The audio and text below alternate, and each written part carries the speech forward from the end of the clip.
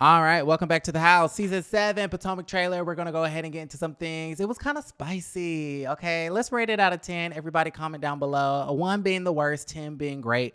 I'll give it a 7.5. It was really, really interesting, spicy, very dramatic, very crazy, shifting dynamics. We love a shifting dynamic season, okay?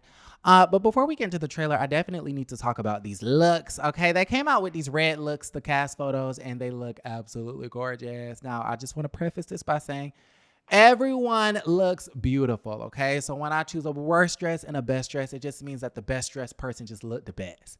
It just means that the worst person looked the worst. It doesn't mean that they look bad. They just were the worst. Giselle. Giselle was the worst. Now, let's start off with Robin Dixon. I love Robin Dixon's hair. The dress and the look is just okay, but the hair really just does it for me. I love how it's like flipped out at the ends. I really did enjoy that. So Robin looks amazing. Ashley looks amazing as well, but I hate the dress. Hair and makeup is beautiful. Giselle Bryant looks gorgeous, but I kind of feel like this is just the worst dress between her and Ashley. Like the sequin, is that how you say it? Sequin, like little thing that they got going on. Like, I don't know. I'm just not a fan. So yeah, like I said, Giselle doesn't look bad. She just looks the worst. There's a difference. There's a difference. And no, I'm not just saying that because I don't like Giselle. And no, I'm not just saying that because it's a long-running standing joke that Giselle gets dressed in the dark in the backwards forwards house in the woods with the ogres with Kenya Moore. No, I'm playing.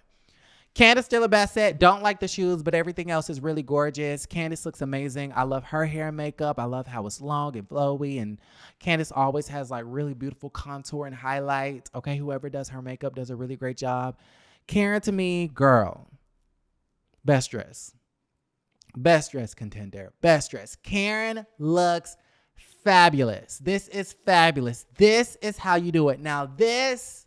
yeah, you did that, sis. Okay. Hair is a 10. Makeup is a 10. Outfit is a 10. She's cinched in at the waist.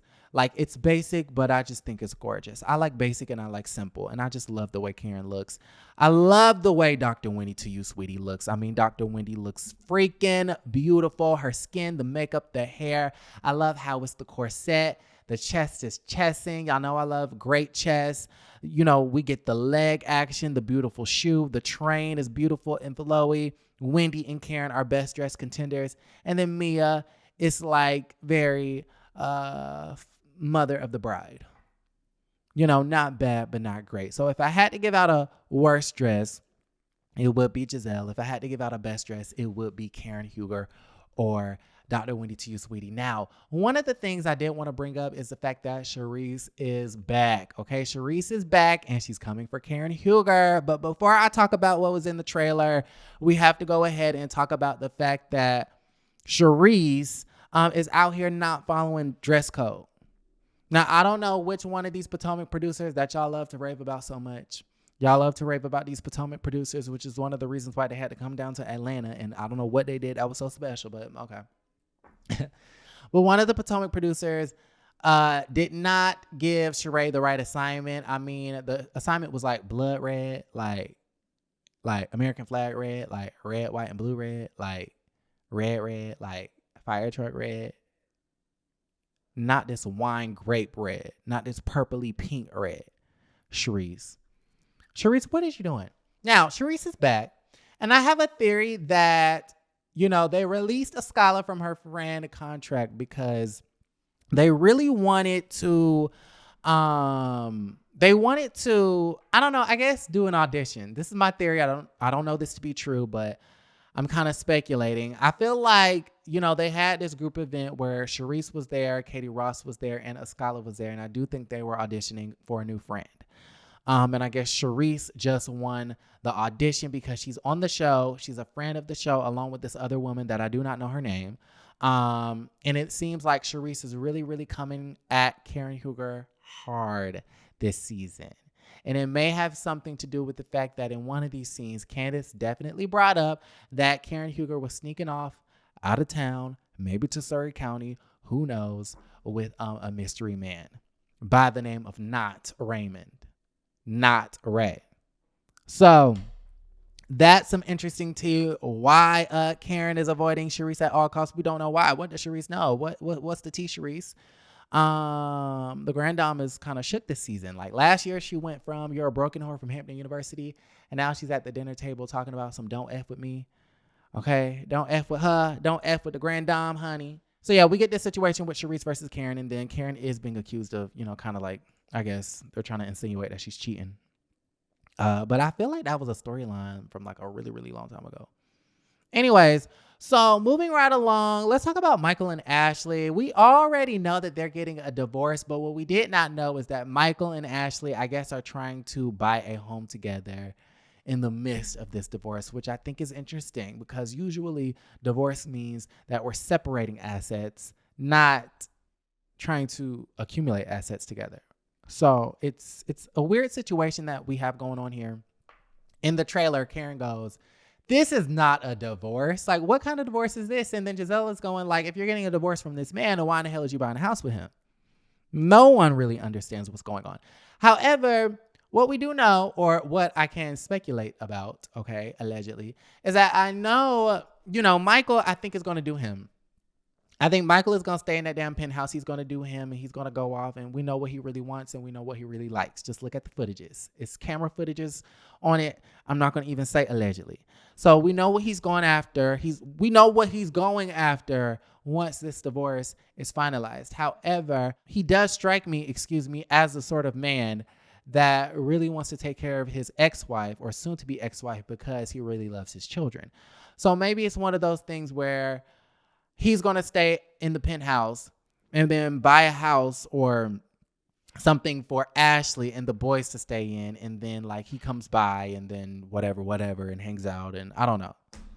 I'm not really sure what the situation is, but apparently Ashley and Michael are buying a home.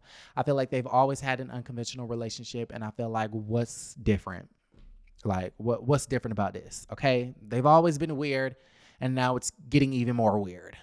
Yeah, hey. I'm trying to stick with the relationship drama. Robin and Juan, I guess they're preparing to get married. Robin wants a prenup. It doesn't seem like Juan is really happy about that. It might be because is Robin making more money than, I mean, we do know that the hat line is doing well. So maybe I don't know what the tea is. I don't know what their financial situation is like, but I do know that it seems like Robin is, exploring the option of a prenup. Okay. We do get a scene where Candace, I think, asked Jizzy, is she effing Peter Thomas? And this is a rumor that we saw in the news. We saw that there were rumors about Giselle Bryant possibly being with Peter Thomas, which I thought was interesting, and I love it. Like, when we have a mix-up, mash-up, crossover situation, I find that to be really interesting. Like, Martell and Sheree, when I first heard about that, I was really excited until I found out it was fake. When we heard about Peter and Giselle possibly being like an item, I was kind of excited about it in the same way. I was like, okay, like, this is interesting. Like, I'm feeling this. Like, we love a crossover event. However, I don't think it's true. And I do think that Giselle is friends with Cynthia. And I feel like if you're friends with someone, then it's weird to go marry your associate's ex. Like, I don't know. I just find that to be weird. I'm not saying that, like, let's pretend like we're in a world where Giselle does want to be with Peter. I'm not saying that she can't be with her associate's ex. I'm just saying it's a little weird. That's all. Okay, if y'all want to be with y'all friends' ex-husbands, go at it. Nasty. Anyways, so that's that when it comes to Peter Thomas. Candace Dillard might be preggers because we're still waiting on her period. However, we get this whole situation, and I thought this was probably one of the most interesting storylines that we got to see, where it seems like Chris Bassett is being accused of like kind of cheating or not really being the best husband. He's coming in home late from wherever he be at, drinking and whatnot. Okay. Kind of reminds me of Michael Sterling, but that's a different conversation for a different day.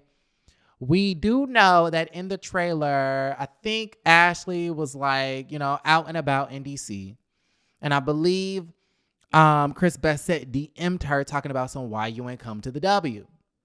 seems pretty normal to me. And I think they're going to use that to kind of drive home this narrative as if Chris Bassett is trying to get with his wife's friends. Because we do see another scene where Giselle Bryant is saying that she felt very uncomfortable with Chris Bassett. And I'm assuming that she's insinuating that Chris Bassett was hitting on her. Now, I'm trying to wrap my brain around the fact that it might be a possibility of Chris Bassett hitting on Giselle Bryant. My heart, my soul, and my mind is telling me no, right? Because I just kind of feel like Chris Bassett knows that Giselle is the messiest lady on the show. Giselle's kids are basically grown. Okay. They're not grown, but they're teenagers. So it's not like she's, doing diapers and doing daycare and doing potty training and teaching how to walk and read and write. Giselle Bryant doesn't have a business. Every Hue Beauty is defunct. And she also doesn't have a husband. And I'm not dissing her on not having a business. Not everybody has to have a business. Not everybody needs to be an entrepreneur. Charisse is a prime example. I'm not saying that everybody needs to have a husband. That's not it is. What I'm saying is that she has time on her hands. She's already a very messy lady. Mix that in with the fact that you ain't got no time on your hands. You don't have no small children. You don't have no business, and you don't have no man. You have nothing left to do in life but to be messy. So with Chris Bassett knowing that, it's hard to believe that he would hit on her, because he has to know that if I hit on this woman, then she's going to go straight to the television screen in season 7 and T-minus 5, 4, 3, 2, 1. Shout out to Offset. And expose my ass. Duh. So why would he put himself in that situation unless he was drunk, which we know he likes to be drunk. And sometimes when you're drunk, you do things. Michael Darby. Y'all let me know how y'all feel about that. I just find that to be really weird. I just don't believe that. I feel like Giselle might be perpetuating this narrative and might be just blowing it out of proportion. And I just don't know. We get this thing where Mia's being called out for, using the cancer scare for attention, whatever. We've talked about that months ago. Wendy might be going through her own health issues. And then we also see Mia versus Wendy where they're arguing. I think the ladies are in Miami, if I'm not mistaken. And we see a moment where Mia basically throws a drink at Dr. Wendy to you, sweetie. And Dr. Wendy does one of these. Okay, she goes, you could tell she was real flustered in the moment. But here's the thing about Wendy. Why do I feel like Charisse was in the trailer more than Dr. Wendy to you, sweetie? Last year, Dr. Wendy was next to Andy because she had, the storyline and she had the mommy makeover and everybody was talking about her and everybody was ganging up on her and yada, yada, yada, yada. Why do I feel like this year she gonna bring it all the way down to the ground on this little TV show besides this little fight with Mia? And that's the reason why she's barely in the trailer. Because it's crazy that a friend of the show has more camera time in the trailer than an actual housewife. That's a little bit weird. I'm not understanding that. Is Bravo, Andy Cohen, and Truly, and the rest of these coveted Potomac producers phasing Dr. Wendy to you, sweetie, out? I don't know. I'm asking y'all. So comment down below, like the video, subscribe to the channel, and don't forget to create a great day.